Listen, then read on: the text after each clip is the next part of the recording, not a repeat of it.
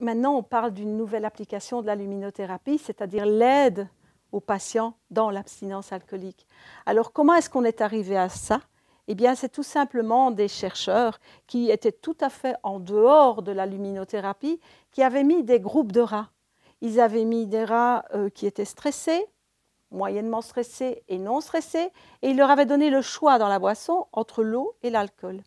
Et effectivement, l'alcool est connu comme le premier anxiolytique, donc les rats stressés se jetaient sur l'alcool. Mais il y avait une chose qu'ils ne comprenaient pas dans leurs résultats de leurs expériences, parce que les rats, le week-end, buvaient tous de l'alcool, les stressés comme les non stressés. Donc là, il y avait quelque chose à essayer de mettre au clair. Ils ont donc analysé tous les éléments et ils se sont rendus compte qu'effectivement, les chercheurs ne travaillent pas le week-end et les laboratoires sont souvent dans les caves.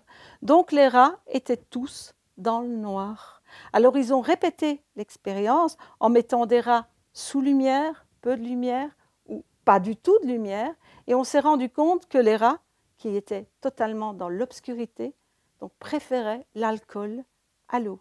Donc on s'est rendu compte que l'absence de lumière augmentait l'envie d'alcool. D'ailleurs, c'est bien vu que dans les pays du Nord, il y a beaucoup plus d'alcoolisme que dans les pays du Sud, à l'alcool dur.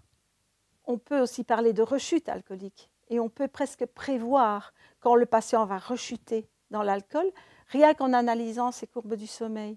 Et quand on voit que le sommeil commence à être perturbé, eh bien, on peut, disons, croire que le patient pourrait recommencer à boire de l'alcool. Donc, comme la luminothérapie améliore le sommeil, on peut aussi penser que la luminothérapie sera une aide pour lui, rien qu'en améliorant son sommeil.